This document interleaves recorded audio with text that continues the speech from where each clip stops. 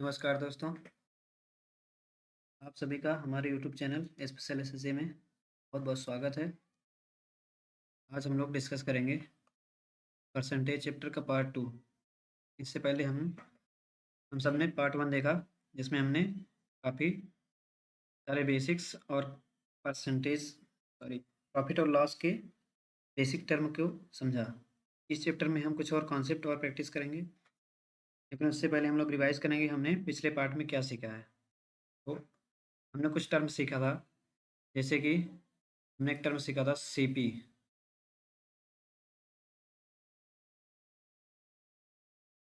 हमने पहला टर्म सीखा था सीपी क्या है। तो बताइए, आप चूंकि पिछला लेक्चर देख के आ रहे हैं, तो सीपी का फुल फॉर्म क्या होता है? Cost price. और ये क्या है? जिस रेट पर कोई भी इंसान कोई चीज़ खरीदता है वो क्या है? Cost price. दूसरा है एसपी। एसपी क्या होता है? Selling price.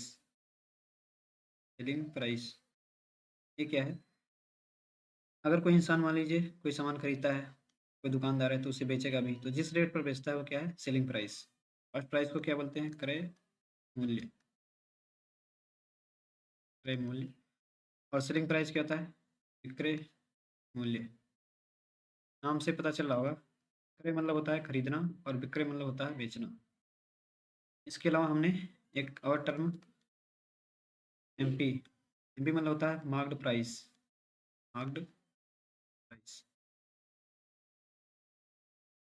मार्क्ड प्राइस ये क्या होता है? इसे बोलते हैं अंकित मूल्य। अंकित मूल्य। तो अंकित मूल्य क्या होता है? अगर कोई सामान, मान लीजिए ये सामान की कीमत है 10 रुपये।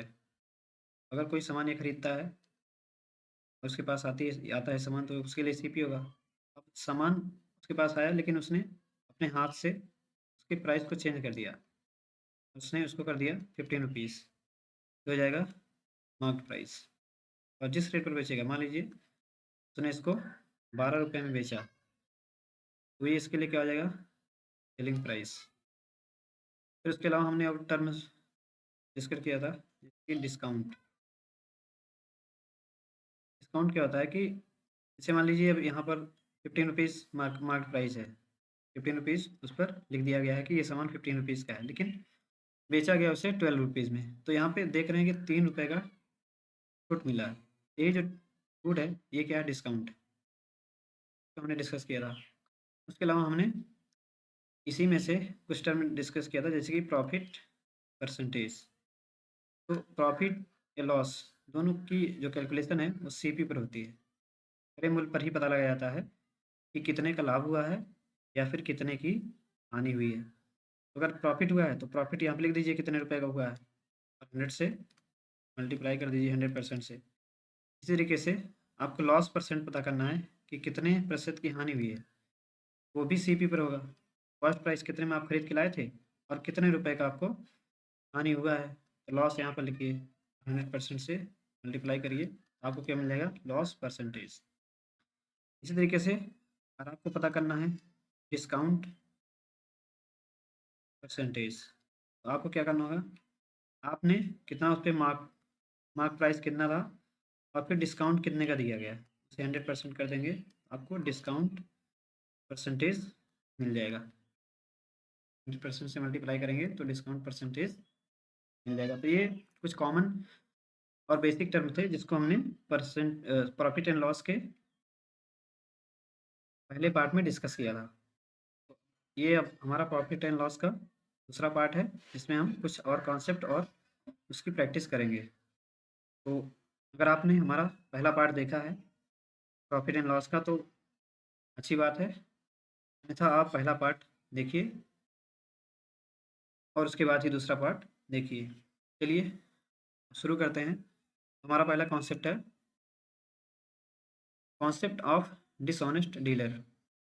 इसका मतलब होता है कि कुछ क्वेश्चन ऐसे होते हैं जिसमें बोला जाता है कि दुकानदार जितने में लाया है उतने में ही बेचने का दावा कर रहा है। कहने का मतलब ये है, अगर दुकानदार बोला कि मैं तो इसे 100 रुपये का लाया हूँ, मेरे लिए 100 रुपये सीपी है, तो मैं आपको 100 रुपये में ही दे रहा हूँ, 100 रुपये एसपी भी है, तो ऐसे में तो उसको कुछ कोई फ़ायदा ही नहीं हुआ। लेकिन इस तरह के क्वेश्चन में दुकानदार किस तरह से फ़ायदा कमाता है? रॉन्ग, या फिर कह सकते हैं फॉल्स,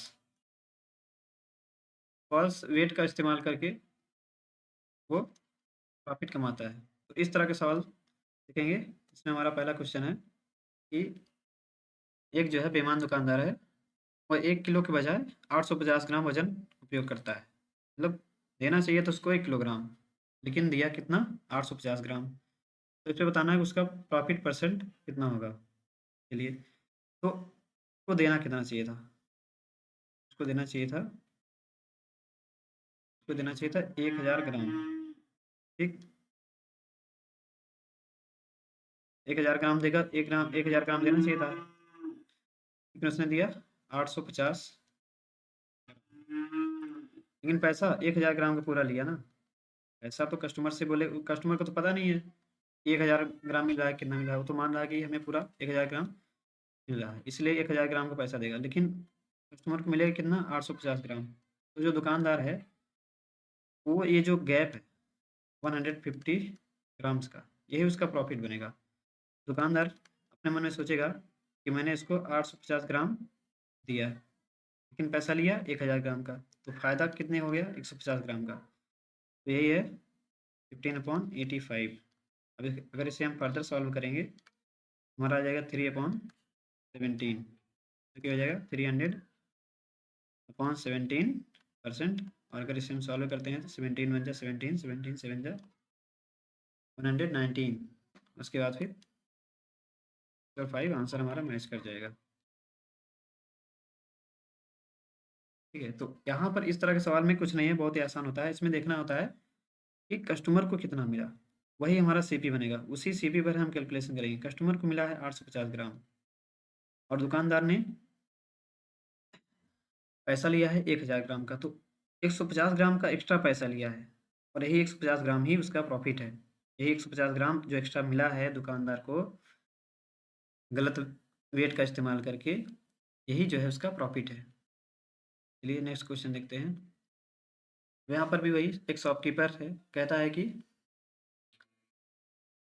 वह 23 रुपए किलो चीनी बेच रहा है, जिसकी कीमत 25 रुपए किलो है। अच्छा, आजकल ऐसे भी दुकानदार होने लगे हैं, लेकिन वह 1000 ग्राम की जगह 800 ग्राम चीनी दे रहा है।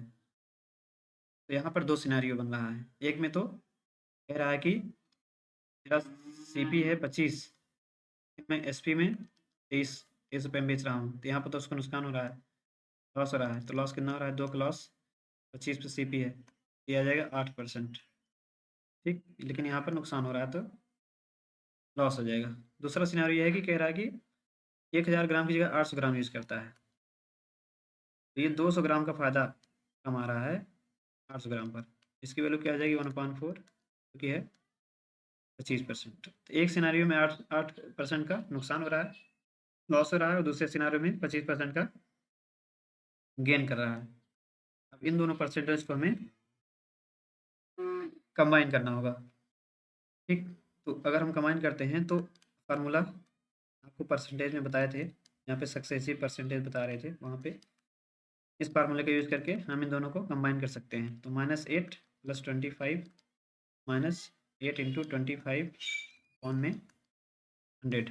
अब यहाँ पे -8 इसलिए लिखा है क्योंकि यहाँ पे 8% का लॉस हो रहा है, और यही माइनस यहाँ पर माइनस हो जाएगा, ठीक। तो यहाँ पे -8 + 25 माइनस, इसको कैंसिल करेंगे 4 4 2 जा, यहाँ पे आ जाएगा -2। अगर इसको फर्दर सॉल्व करेंगे तो 25 - 10, तो क्या आ जाएगा? 15%। इसका आंसर है, सही आंसर हो जाएगा, ठीक। चलिए अब नेक्स्ट क्वेश्चन पर चलेंगे। तो हमारा नेक्स्ट क्वेश्चन यहाँ पर, एक बेईमान व्यापारी अपना माल 10% हानि पर बेचने का दावा करता है, लेकिन 1 किलो के बजाय 800 ग्राम वजन का उपयोग करता है, तो उसका लाभ या हानि ज्ञात करें। अब देखिए, कह रहा है कि 1000 हमें, जो शॉपकीपर है वो खुद ही कह रहा है कि 1000 ग्राम ये सामान मेरा है, लेकिन मैं आपको 10% घाटे पर 900 ग्राम सामान ये दे रहा हूँ। जितना जितना पैसा आप दे रहे हो, वो सिर्फ़ 900 ग्राम का रेट है, तो 10% घाटा हो रहा है ना? कहने का मतलब ये है कि 1000 ग्राम आपको 1000 ग्राम का प्राइस नहीं, बल्कि मैं सॉरी, विमान व्यापारी अपना माल 10% हानि पर बेचने का दावा करता है, ठीक है। कह रहा है कि मुझे सिर्फ़ 900 ग्राम का प्राइस मिल रहा है और आपको मैं 1000 ग्राम दे रहा हूँ, ठीक है। लेकिन इसके बाद उसमें क्या बोला है कि लेकिन 1 किलो के बजाय 800 ग्राम, ठीक है। अब देखिए, 1000 ग्राम तो नहीं दिया, 10% का नुकसान तो बता दिया कि 10% नुकसान, लेकिन उसके बावजूद इसमें क्या हो रहा है, कह रहा है इसमें जो है 800 ग्राम वेट यूज़ कर रहा है, ठीक है। मतलब कस्टमर को मिलना चाहिए था 900 ग्राम, लेकिन उसमें भी नहीं, 900 ग्राम पूरा नहीं मिल रहा है, 800 ग्राम ही मिल रहा है। तो 800 ग्राम पर 100 ग्राम कम मिल रहा है। इसकी वैल्यू आ जाएगी 1/8, ये होता है 12.5%। इन सब की परसेंट वैल्यू आपको डायरेक्ट याद होनी चाहिए, ठीक है। ये सवाल समझ में आया कि 1000 ग्राम, एक दुकानदार ने बोल दिया कि मैं तो 10% नुकसान में हूँ, मतलब 900 ग्राम का ही रेट मुझे मिलेगा, 900 ग्राम का पैसा मैं कमाऊँगा, लेकिन उसके बावजूद 800 ग्राम, वास्तव में वो 800 ग्राम दे रहा है। तो यहाँ पे इसको 100 ग्राम का फ़ायदा हो गया। यही इसका फ़ायदा है, 100 ग्राम का फ़ायदा 800 ग्राम पर। चलिए नेक्स्ट क्वेश्चन देखते हैं। यहाँ पर लिखा है कॉन्सेप्ट ऑफ फ्री आर्टिकल्स। ये कॉन्सेप्ट क्या है? कई कस्टमर या कई जगह पे आपने देखा होगा कि कुछ सामान खरीदने पर हमें कुछ सामान फ्री में मिलता है, ठीक। तो इस तरह से जैसे मान लीजिए कि तो लोग कहते हैं कि अगर आप 20 पेन खरीदते हैं, आपको 5 पेन फ्री मिलेगा, ठीक है। तो बताइए आपको प्रॉफिट परसेंटेज एक्स्ट्रा जो मिला है, ठीक है। यहाँ पे आपने खरीदा है 25 सामान, 25 पर 5 आपको एक्स्ट्रा मिला है। टोटल सामान आपके पास आया 25, 25 में से 5 एक्स्ट्रा है, ये हो जाएगा 1/5, 20%। तो इस तरह का क्वेश्चन जो है हम लोग आगे लगाएंगे। हमारा अगला जो क्वेश्चन होगा यही है, ये दुकानदार प्रत्येक 15 वस्तुओं की खरीद पर एक वस्तु निःशुल्क देता है, वह ग्राहक को 4% की छूट भी देता है और फिर भी 35% लाभ कमाता है। सीपी और एमपी का अनुपात ज्ञात कीजिए। सीपी और एमपी में क्या रेशियो है? चलिए, तो यहाँ पर अगर हम देखें तो उसने एक दुकानदार प्रत्येक 15 वस्तुओं की खरीद पर एक वस्तु निःशुल्क देता है। तो मतलब हम यहाँ कह सकते हैं कि यहाँ पर जो टोटल सेलिंग प्राइस है, कॉस्ट प्राइस उस टोटल सामान का, वो मान लीजिए सीपी ऑफ 16 आर्टिकल्स। अगर एक आर्टिकल का हम सीपी मान लीजिए वहाँ पे 100 मानते हैं, तो हमें 16 आर्टिकल्स मिला हुआ है। टोटल आर्टिकल्स हमें कितना मिला? 15 और प्लस 1 16। तो अगर एक आर्टिकल का प्राइस हम 100 मानते हैं, तो 16 आर्टिकल का प्राइस हमें 1600 हो जाएगा। ऐसे बोला जा रहा है कि 35% का प्रॉफिट हुआ है। अगर 35% का प्रॉफिट हमें पता करना है, 35% का गेन भी हुआ है, तो ये टोटल इसका जो सेलिंग प्राइस हो जाएगा, जितने में बेचा है, वो हो जाएगा 1600 इंटू 135/100। इससे हमें क्या मिल जाएगा? Selling price. तो सेलिंग प्राइस यहाँ से अगर हम कैलकुलेट करें तो ये हो जाएगा 1685, 16×3 = 8, 56, और 16 का नाम 16×5 = 21, 2160 रुपये। तो उस 16 आर्टिकल का सेलिंग प्राइस 2160 रुपये था। मतलब अगर हम मान लीजिए मानते हैं कि हमारा जो सीपी था एक आर्टिकल का, वो 100 रुपीज़ था, 100 रुपीज़। अगर हम एसपी निकालें एक आर्टिकल का, तो हमें 2160/16 आर्टिकल। तो अगर इसको सॉल्व करेंगे तो 16 1 जा, 16 4 जा, और ये कितना आ जाएगा?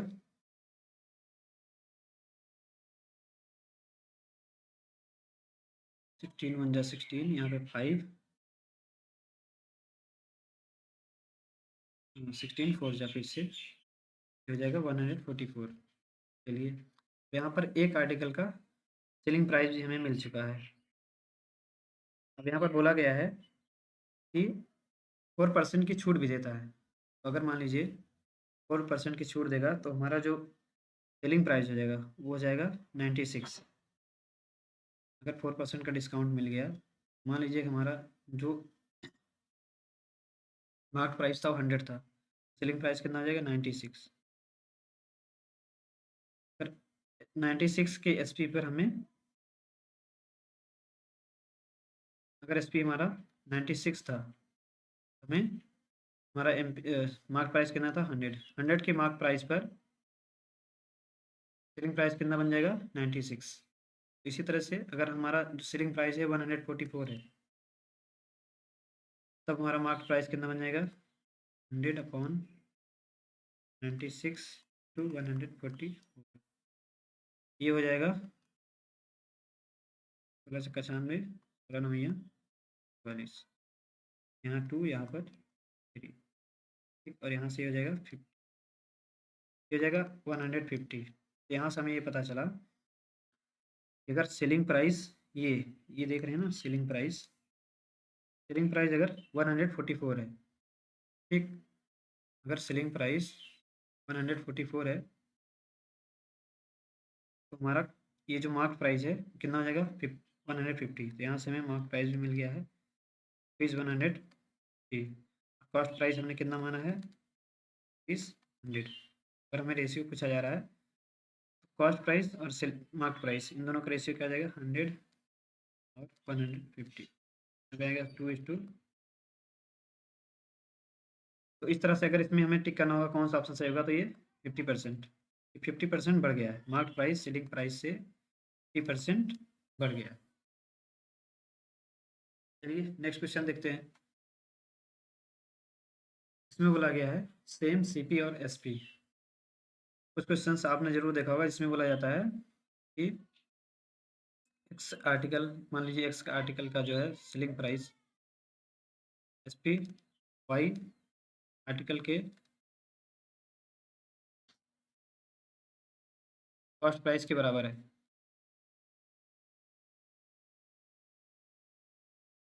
तो इस तरह का क्वेश्चन हम लोग लगाएंगे, देखें कैसे लगेगा।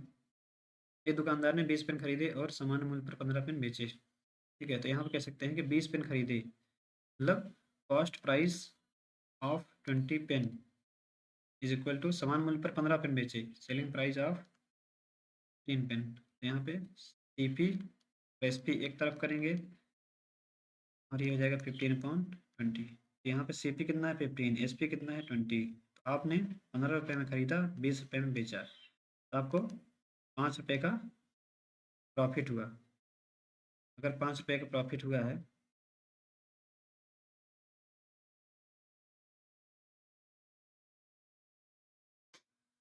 तो यहाँ पर आपको 5 रुपये का प्रॉफिट हुआ। तो ये 5 रुपये का प्रॉफिट, सेलिंग प्राइस हमारा कितना था 15, मतलब 33.33%, ये हमारा प्रॉफिट हुआ है। Option number B is the correct option. Next question है 72 articles, cost price of 72 articles is equal to selling price of 120 articles, ठीक है। तो इस क्वेश्चन को आपको होमवर्क दिया जा रहा है, काफ़ी इजी क्वेश्चन है, जैसा पिछला क्वेश्चन था वैसा ही है। और इस पार्ट का हमारा ये लास्ट क्वेश्चन था। इस वीडियो को यहीं पर हम लोग ख़त्म करते हैं। अगर हमारे वीडियो को आपने देख लिया है तो थैंक यू सो मच। हमारे चैनल को सब्सक्राइब करें, और अगर वीडियो में किसी तरह का कोई सुझाव आपकी ओर से आएगा तो हमें ज़रूर, हम उस पर सुधार करेंगे। Thank you so much.